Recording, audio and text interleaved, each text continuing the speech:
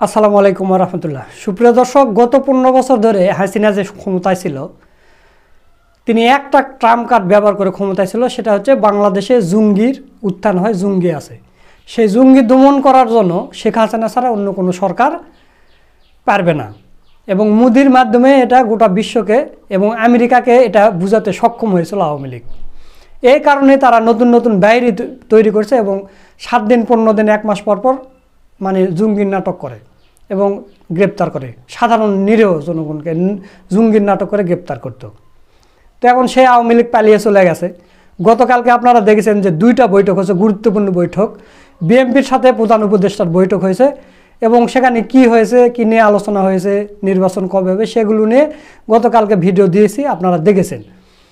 এবং আমিরে জামাতের সাথে আমেরিকার প্রতিমন্ত্রীদের গতকাল বৈঠক হয়েছে। তো সেখানে কি নিয়ে আলোচনা হয়েছে, নির্বাচন বিষয়ে যে আলোচনা হয়েছে সেই ভিডিওটাও আপনাদের দেখাইছি।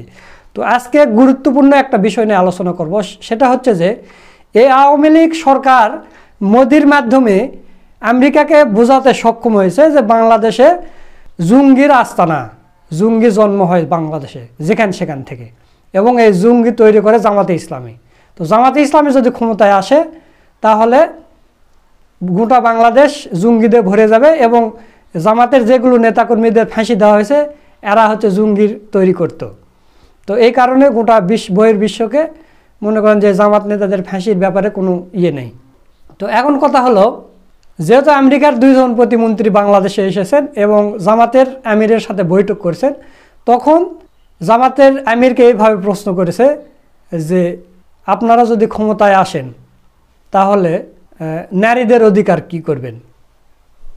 কারণ এই মোদির মাধ্যমে সেটাও বলেছে হাসিনা যে জামাত যদি ক্ষমতায় আসে নারীদের বন্দি করে রাখবে, তাদের ঘরের থেকে বের হতে দেবে না, তাকে চাকরি বাকরি পড়াশোনা কিছুই করতে দেবে না। তো আমিরে জামাত বলেছে যে আমার স্ত্রী একজন এমবিবিএস ডাক্তার এবং তিনি সংসদ সদস্য ছিলেন, আমার ছেলে এমবিবিএস ডাক্তার, আমার ছেলের বউ এমবিবিএস ডাক্তার। তা আপনি আমার দিকেই তাকান, আমি যদি গোটা বাংলাদেশের মহিলাদের ঘরে বন্দি করে রাখি তাহলে তো আমারটাও রাখবো, তো আমারটা দেখেন আপনি। তো এইভাবে আরও অনেকগুলো বিষয়ে প্রশ্ন করেছে, যেগুলো এই গত 15 বছর ধরে হাসিনা মোদির মাধ্যমে আমেরিকাকে বোঝাতে সক্ষম হয়েছিল। তো আমেরিকার এই প্রতিমন্ত্রীদের এরা আসল জিনিসটা এসে বুঝতে পেরেছে এবং সাধারণ জনগণের তারা মতামত নিয়েছে গোপনে। তো প্রিয় দর্শক, এই বিষয় নিয়ে গুরুত্বপূর্ণ আলোচনা করছেন আমাদের বড় ভাই সৈয়দ মাসুক। চলুন তার ভিডিওটা দেখি, তাহলে আপনারা পুরো বিষয়টা বুঝে যাবেন। তো চলুন ভিডিওটা দেখে আসি। আমেরিকার 2 পররাষ্ট্র উপপ্রতিমন্ত্রী জিজ্ঞাসা করলেন জামাত আমিরকে, আপনারা রাষ্ট্রীয় ক্ষমতায় আসলে নারীদের কি হবে। জামাত আমির উত্তর দিলেন, আমার বউ তো ডাক্তার, আমার মেয়েও 2টা ডাক্তার, আমার ছেলেও ডাক্তার, ছেলের বউ ডাক্তার, তাহলে আমাদের পরিবারের নারীরা যা করে তাই করবে। আমার পরিবারকে তো আমি চাকরি এবং বিভিন্ন ব্যবসা বাণিজ্য সবকিছুতে জড়িয়ে রেখেছি, তাই জামাতের বহু শীর্ষ নেতা ওয়াইফরা, মেয়েরা, ছেলেরা সবাই সরকারি বেসরকারি বিভিন্ন প্রতিষ্ঠানে চাকরি এবং কর্মরত আছে। তাই বাংলাদেশে জামাত ক্ষমতায় আসলে নারীদেরকে কোনো ধরনের বাধা তো দেওয়াই হবে না, বরঞ্চ নারীদের জন্য জামাত বিভিন্ন কর্মসংস্থানের ব্যবস্থা করবে। প্রিয় দর্শক, এই হলো আজকের গল্পের হেডলাইন। এবার গল্পের ভিতরে আমি চলে যাচ্ছি। জামাতকে জিজ্ঞাসা করলেন, আমেরিকার 2 জন প্রতিমন্ত্রী বাংলাদেশে অবস্থান করছে, আজকে রাজনৈতিক দলের মধ্যে সর্বপ্রথমে জামাতের সাথে বৈঠকে বসেছেন। হয়তো ইতিমধ্যে বিএনপি এবং অন্যান্য দলগুলোর সাথেও ওনারা বসবেন এবং তার মাঝে ওনারা আমেরিকাতে ফিরত যাবেন 3 দিনের সফর শেষ। জামাতকে দ্বিতীয় প্রশ্নটি করলেন যে অমুসলিমদের ব্যাপারে, সংখ্যালঘুদের ব্যাপারে আপনাদের চিন্তা চেতনা।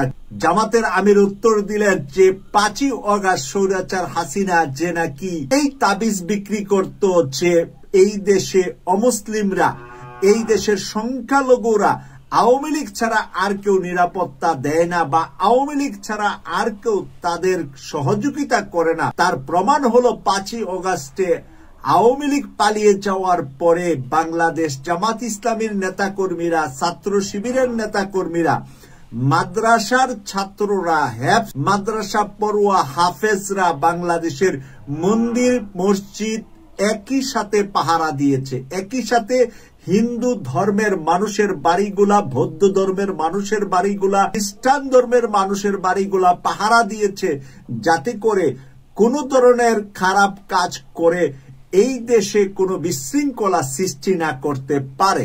তাহলে দ্বিতীয় প্রশ্নের উত্তরও সন্তোষজনক পেয়ে গেলেন আমেরিকা।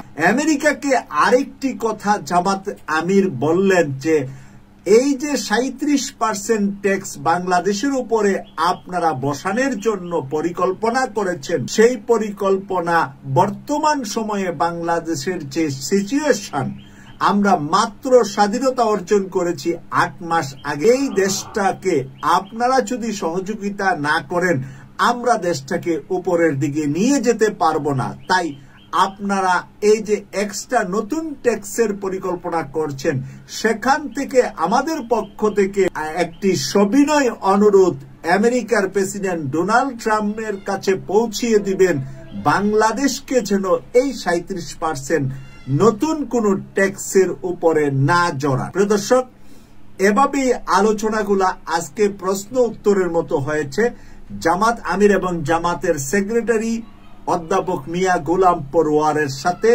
আমেরিকা থেকে আসা দুজন পররাষ্ট্র উপমন্ত্রীর সাথে, একজন নারী আরেকজন পুরুষ, 2 মন্ত্রী এবং 2x2 এই 4 পিপুলের একটি গুরুত্বপূর্ণ বৈঠক আজকে হয়েছে। জামাতের পক্ষ থেকে এই 2 জন প্রতিনিধিত্ব করেছেন, আর আমেরিকা থেকে ডোনাল্ড ট্রাম্পের পক্ষ থেকে 2 প্রতিমন্ত্রী প্রতিনিধিত্ব করেছে। প্রিয় দর্শক, 2 জন প্রতিমন্ত্রী বাংলাদেশে এসে সর্বপ্রথমে আজকের প্রথম তাদের বৈঠকটি ছিল বাংলাদেশের বিশ্ববিদ্যালয়ের ভিসি এবং শিক্ষকদের সাথে। শিক্ষা নিয়ে তারা কথা বলেছে। এরপরে রাজনৈতিক দলগুলোর মধ্য থেকে জামাতের সাথেই সর্বপ্রথম বৈঠকটি তারা করেছেন এবং তাদের এই সফরের দ্বিতীয় বৈঠকটি ছিল জামাতের সাথে। তাহলে রাজনৈতিক দলগুলোর মধ্য থেকে জামাতকে কেন সর্বপ্রথমে তারা বেছে নিলেন, জামাতের সাথেই কেন সর্বপ্রথম বৈঠকটি করলেন?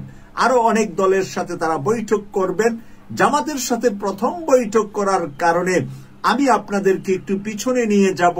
সেটা হলো আমেরিকার পরীক্ষিত বন্ধু হলেন বাংলাদেশের পুরাতন রাজনৈতিক দল দুটির মধ্যে একটি হলো জামাত, আরেকটি হলো আওয়ামী লীগ। কারণ বিএনপি 77 সালের আগে জন্ম হয় নাই। বিএনপির জন্মের আগে বাংলাদেশের পুরাতন দল হিসাবে 2টি দল রাজনীতির মাঠে খুব সক্রিয় আছে। সেটা হলো একটা বাংলাদেশ জামাত ইসলামী, আরেকটা হলো বাংলাদেশ আওয়ামী লীগ। আওয়ামী লীগের সাথে আমেরিকার কখনো দহরম মহরম হয় নাই। সবসময় আওয়ামী লীগের সাথে আমেরিকার একটা দূরত্ব বা একটা ডিস্টেন্স আছে। তার কারণ হলো আওয়ামী লীগ সবসময় রাশিয়া এবং ভারতকে প্রাধান্য দিয়ে চলে। রাশিয়া আর ভারত যেখানে প্রাধান্য পায়, আমেরিকা সেখানে থাকেন।